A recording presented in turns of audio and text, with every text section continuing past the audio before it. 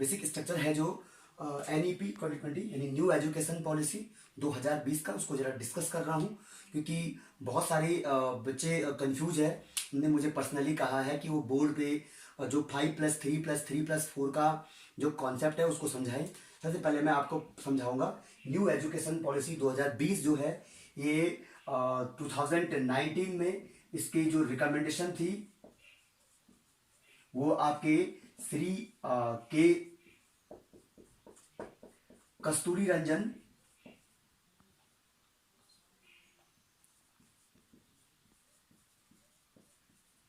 जो समिति थी उनके द्वारा दी गई है।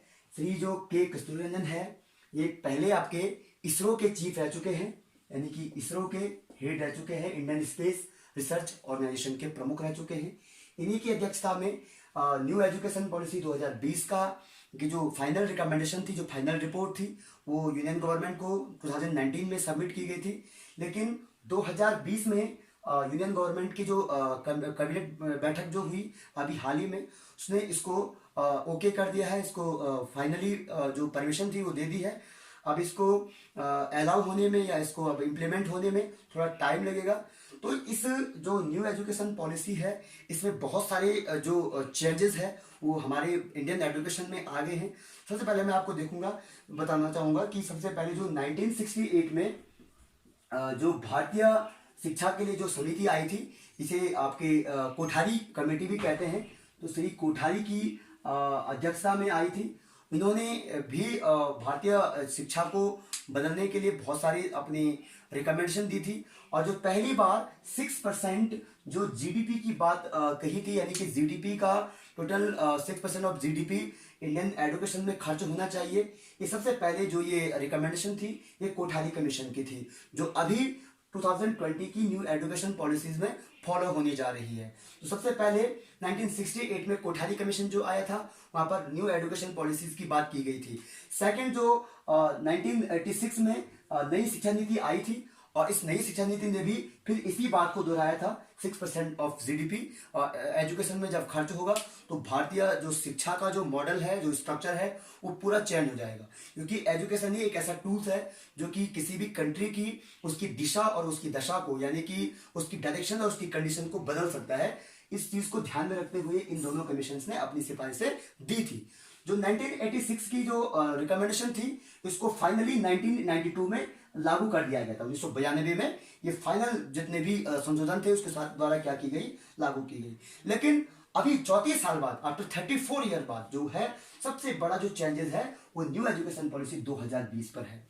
इसमें जो हमारा 10+2 का जो मॉडल है, यानी जो 12 साल का मॉडल था वो पूरा चेंज हो गया है। और अब जो नया मॉडल हमें देखने को मिल रहा है वो है 5+3+3+4, यानी कि इज इक्वल टू 15 ईयर का, यानी आपको अपना समय देना पड़ेगा एजुकेशन के लिए।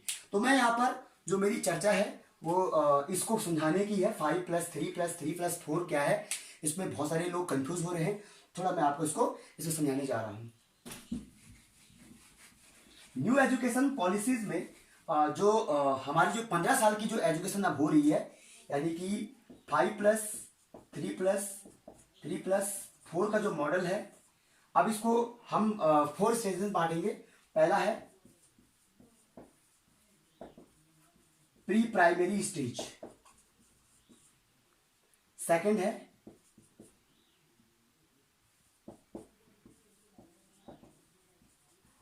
प्राइमरी स्टेज, थर्ड है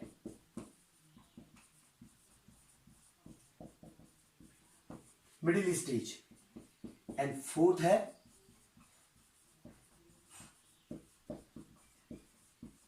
सेकेंडरी स्टेज। अब इनको हम देखेंगे प्री प्राइमरी स्टेज में, यानी कि आपकी 3 ईयर जो कि पढ़ाई होगी बच्चे की, यानी जो फाउंडेशन की जो पढ़ाई होगी वो बच्चे की कहाँ होगी, गवर्नमेंट स्कूल में आंगनबाड़ी में होगी।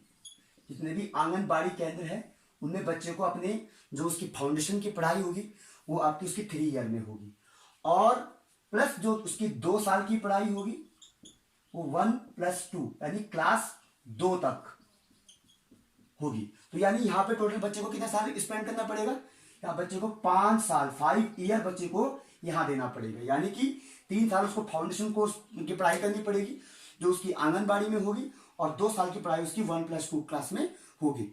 सेकंड होगा आपका यहाँ पर जो ये वाला मॉडल है 3 वाला, 5 वाला तो हमने पढ़ लिया। 3 वाला क्या होगा, 3 से क्लास 5 तक की पढ़ाई, यानी कि 3rd 4th एंड 5th।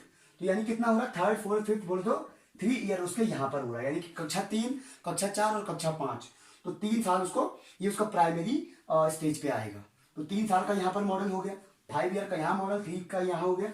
फिर क्या होगा, मिडिल स्टेज में क्या होगा, बच्चा 5 से 8 तक की पढ़ाई करेगा। यानी यहाँ पर भी क्या होगा, 3 साल, यानी 5 6 5 पे क्या होगा, 6 7 8। तो 6 7 8 में जो पढ़ाई होगी उसकी, वो उसकी मिडिल स्टेज में आएगी। और दूसरी वो क्या होगी, 9 to 12, यानी यहाँ पे बच्चे को कितना साल देना पड़ेगा, 4। तो यानी ये क्या हो गया, 5+3+3+4। तो ये 4 स्टेजेस में क्या हो गई है, इंडियन एजुकेशन को क्या कर दिया गया है, पूरा बांटा गया है। अब यहाँ पर सबसे ज्यादा जो क्रिटिक की जो बात हो रही है, थोड़ा जो आलोचना हो रही है या जो ड्रॉबैक की बात हो रही है, वो यहाँ पर हो रही है। यहाँ पर क्यों हो रही है कि बच्चे की जो सबसे मेन जो एजुकेशन होती है वो उसकी होती है फाउंडेशन पढ़ाई। अब फाउंडेशन पढ़ाई उसकी कहाँ हो रही है, यहाँ पे अकॉर्डिंग टू द 2020 का जो एनईपी है वो आंगनबाड़ी केंद्र में हो रही है। यानी आंगनबाड़ी केंद्र में वो 3 साल पढ़ेगा, वहां पे उसकी फाउंडेशन की पढ़ाई होगी।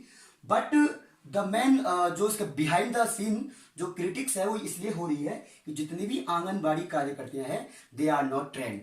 ट्रेनिंग जो हमारी जो एक्सपर्ट कह रहे हैं कि आंगनबाड़ी जितने भी कार्य करती है, जितने भी पढ़ा रहे हैं, वो ट्रेंड नहीं है। सरकार को उनको पहले ट्रेन करना होगा, उनकी ट्रेनिंग उनको देनी होगी।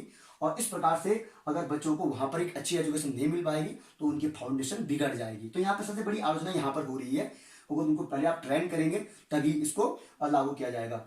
क्योंकि इस पे पहले जो ध्यान था, अगर ये एजुकेशन पॉलिसी अगर पहले बनी थी तो पहले उनकी ट्रेनिंग भी उनको देने की बात यहाँ पर कही गई है।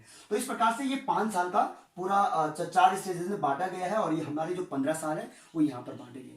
दूसरी चीज, सबसे महत्वपूर्ण चीज इसकी ये है इस न्यू एजुकेशन पॉलिसीज की, कि यहाँ पर जो शिक्षा में खर्चा होगा अब 6% ऑफ जीडीपी, यानी कि जो ग्रॉस डोमेस्टिक प्रोडक्ट है, सकल घरेलू उत्पाद है, उसका 6% क्या होगा, भारतीय शिक्षा में खर्च होगा। अब आप समझ सकते हैं कि प्रेजेंट सिचुएशन जैसे अभी कोविड-19 से बनी हुई है, जीडीपी की सबसे पहले मैं आपको समझाऊंगा। जीडीपी का मतलब होता है एक वर्ष के अंदर देश के भीतर जितने भी प्रोडक्शन होता है, चाहे कोई वस्तु बनती है, एक सुई से लेकर एक हेलीकॉप्टर तक भी बनता है, या जितना भी उत्पादन होता है अन्न का या कोई भी चीज जो उत्पादन होता है वो जीडीपी में काउंट होता है। तो उस जीडीपी का 6% अगर शिक्षा में खर्च होगा, और बिल्कुल भारतीय शिक्षा को एक अच्छा स्ट्रक्चर मिलेगा, बहुत अच्छे बच्चों का एक प्रोग्रेस होगा, और आगामी समय में वो देश के लिए काफी अच्छा काम करेंगे।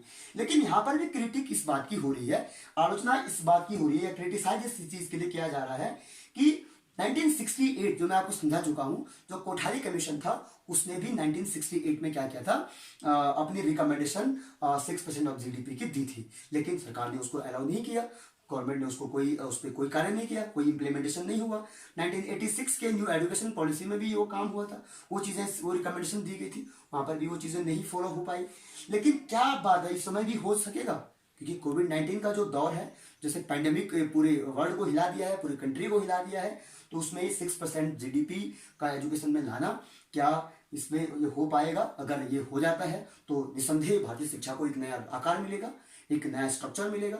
लेकिन अगर नहीं होता तो क्रिटिसाइज यही बात हुई है। तो आज मैंने जो डिस्कशन किया इस फर्स्ट पार्ट में, ये मैंने यहाँ पर एनईपी की जो ये 5+3+3+4 का मॉडल था उस पर चर्चा की। अगले वीडियो में मैं जो आगे का जो सेक्शन होगा, यानी कि जो फाउंडेशन कोर्स के बाद जैसे मिडिल लेवल पे बच्चा आएगा, सेकेंडरी लेवल बच्चा आएगा, तो उसको भी कुछ स्ट्रीम चेंज करनी पड़ेगी। यानी अब वह साइंस के साथ कुछ आर्ट्स ह्यूमैनिटीज के सब्जेक्ट रख सकता है, जिसमें उसका इंटरेस्ट है, उस पर मैं चर्चा करूंगा। अगर आपको मेरे ये वीडियो पसंद आया तो आप मेरे चैनल को लाइक शेयर सब्सक्राइब करना न भूलिए।